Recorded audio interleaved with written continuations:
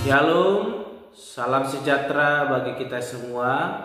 Kembali lagi dalam renungan harian kita. Mari Bapak Ibu kita memuji Tuhan, kita katakan Yesus ajaib.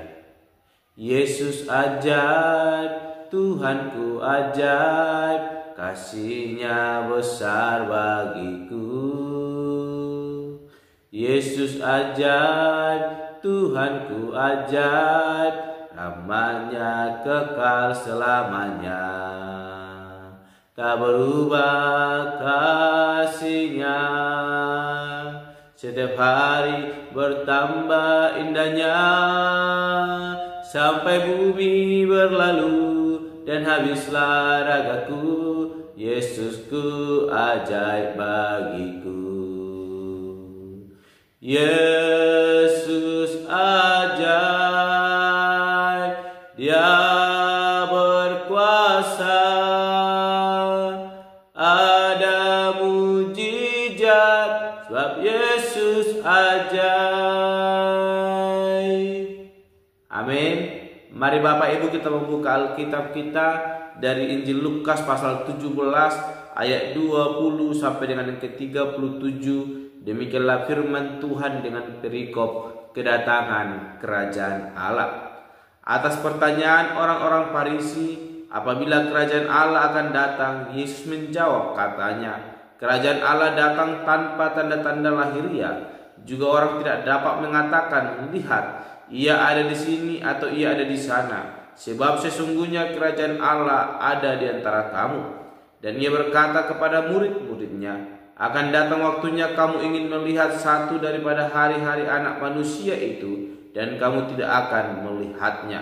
Dan orang akan berkata kepadamu, lihat, ia ada di sana, lihat, ia ada di sini. Jangan kau pergi ke situ, jangan kamu ikut.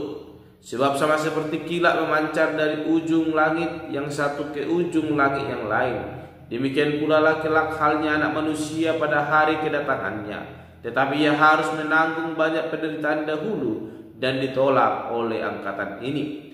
Dan sama seperti terjadi pada zaman Nuh, demikian pula lah halnya kelak pada hari-hari anak manusia.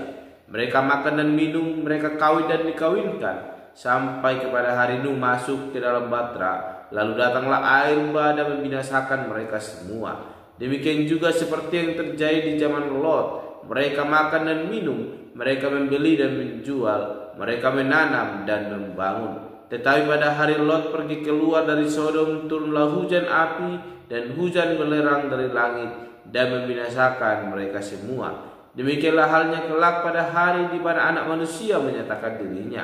Barang siapa pada hari itu sedang di peranginan di atas rumah dan barang-barangnya ada di dalam rumah, janganlah ia turun untuk mengambilnya. Dan demikian juga orang yang sedang di ladang, janganlah ia kembali. Ingatlah akan istri Lot. Barang siapa berusaha memelihara nyawanya, ia akan kehilangan nyawanya. Dan barang siapa kehilangan nyawanya, ia akan menyelamatkannya. Aku berkata kepadamu, pada malam itu ada dua orang di atas satu tempat tidur, yang seorang akan dibawa dan yang lain akan ditinggalkan. Ada dua orang perempuan bersama-sama mengilang, yang seorang akan dibawa dan yang lain akan ditinggalkan. Kalau ada dua orang di ladang, yang seorang akan dibawa dan yang lain akan ditinggalkan. Kata mereka kepada Yesus, di mana Tuhan? Katanya kepada mereka, di mana ada mayat, di situ berkerumun burung nasar. Amin. Bapak Ibu saudara yang terkasih dalam nama Tuhan Yesus Kristus, kita kembali merenungkan firman Tuhan, dan saya berikan tema bagi kita pada hari ini, yaitu kedatangan kerajaan Allah. Sekali lagi, kedatangan kerajaan Allah. Bapak Ibu saudara yang terkasih, berbicara tentang kedatangan kerajaan Allah. Kedatangan kerajaan Allah sudah datang. Ini mungkin sering kita dengarkan, bahkan telah menggema di tengah-tengah Indonesia, yang sekalipun kebenarannya tidak dapat dibenarkan, sehingga membuat kericuhan di antara umat percaya. Bapak Ibu saudara terkasih dalam nama Tuhan Yesus Kristus, hari kedatangan Tuhan yang kedua kali tidak dapat diprediksi dengan melihat tanda-tanda lahiria zaman ini. Kita boleh melihat tadi yang kayak ke-20 sampai 21 bagaimana Yesus menjelaskan tentang kedatangan hari Tuhan. Itu tidak ada yang tahu siapapun walaupun dengan melihat tanda-tanda lahiria zaman ini. Oleh sebab itu, semua usaha untuk menandai dalam kalender kita akan berakhir sia-sia. Sebab kerajaan Allah sebenarnya sudah datang di dunia ini. Kalau kita melihat yang ke-21, Ia hadir pada setiap hati orang percaya. Orang percaya dan kehidupannya seharusnya menjadi bukti kehadiran, kedaulatan, dan pemerintahan Allah tersebut. Yesus mengingatkan orang banyak, bahkan ada banyak sikap terhadap kedatangan anak manusia. Ada orang yang dengan semangat mencari-cari tanda, menghitung-hitung hari kedatangan anak manusia itu. Kalau kita perhatikan tadi yang ke-22 sampai 23, namun mereka tidak menemukannya. Sebaliknya ada pula orang-orang yang tidak mempedulikan sama sekali tentang hari kedatangan anak manusia itu.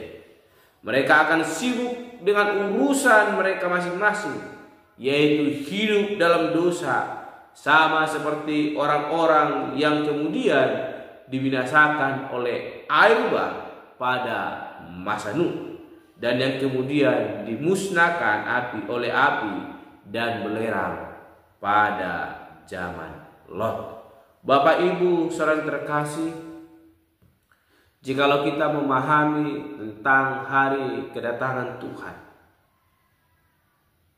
dengan jelas Yesus telah menjelaskan, sia-sialah kita yang menandai kalender, menandai bentuk-bentuk zaman ini untuk menyatakan kedatangan hari Tuhan.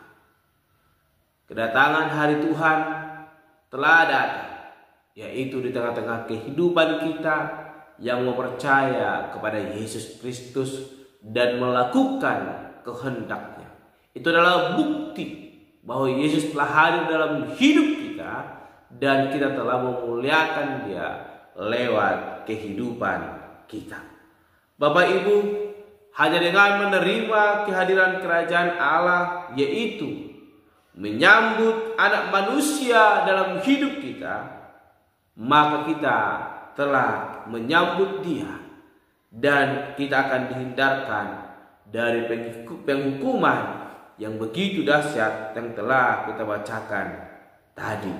Oleh karena itu, Bapak Ibu saudara terkasih dalam nama Tuhan Yesus Kristus, nantikanlah kedatangan Tuhan lewat hati yang senantiasa menyambut Yesus di dalam hidup kita, di mana kita mempersiapkan diri menyambut kedatangannya yang kedua kali dengan terus meresponi sikap hati yang mau menyambut Dia di dalam hati kita, sehingga kita boleh termasuk menjadi orang-orang yang antusias menantikan dan menyambut kedatangan kerajaan Allah dengan menjalani hidup yang senantiasa menyenangkan hati Tuhan. Bapak Ibu saudara terkasih, dengan jelas firman Tuhan bagaimana Yesus menegaskan, kalau kita melihat bagaimana kita mempersiapkan diri untuk menyambut kedatangan Yesus yang kedua kali, Yesus memakai dua contoh di perjanjian lama, yaitu bagaimana masa Nuh dan Lot. Pada kedua masa tersebut, orang-orang di sekeliling Nuh dan Lot tidak mempedulikan peringatan akan Allah agar mereka bertobat. Akibatnya ketika waktu Tuhan tiba, mereka ditinggal dan dibinasakan. Jangan sampai hidup kita demikian. Ketika kedatangan kerajaan Allah nantinya akan datang, kita telah siap karena kita telah menyambut Dia di dalam hati kita, dan kita boleh memperoleh tempat bersama-sama dengan Allah di tengah-tengah kerajaan surga yang telah Ia sediakan. Oleh karena itu, kebenaran firman Tuhan menguatkan hati dan iman percaya kita pada hari ini. Sambutlah Dia di dalam hati kita, sebab itulah yang terbaik bagi kita untuk boleh menyambut kedatangan Yesus kali yang kedua. Bukan mencari tanda-tanda, bukan menandai kalender, namun mempersiapkan diri menyambut Sang Raja itu datang kali kedua untuk boleh membawa kita bersama-sama di tengah-tengah kerajaan surganya. Amin. Mari kita berdoa. Bapa Surgawi, kami kembali bersyukur untuk kebenaran firman Tuhan yang boleh kami renungkan, yang meneguhkan hati dan percaya kami di hadapan Tuhan. Bapa Surgawi, ada banyak orang-orang yang boleh mencari tanda-tanda akan kedatangan Yesus kali yang kedua. Namun hari ini kami belajar kebenaran firman Tuhan, maka bahwa semua itu adalah sia-sia. Yang terpenting adalah mempersiapkan hati kami, menyambut Engkau dalam hati kami, sehingga ketika Yesus datang kali yang kedua kami telah siap dan kami boleh bersama-sama dengan Allah di tengah-tengah kerajaan surga yang telah Tuhan sediakan. Terpuji dan mulia nama Bapa, perlengkapi kami dan siapkan kami untuk boleh menyambut Engkau di dalam hati kami. Tuhan kami berdoa dan untuk renungan pada hari ini. Haleluya. Amin. Shalom Bapak Ibu. Tuhan Yesus memberkati.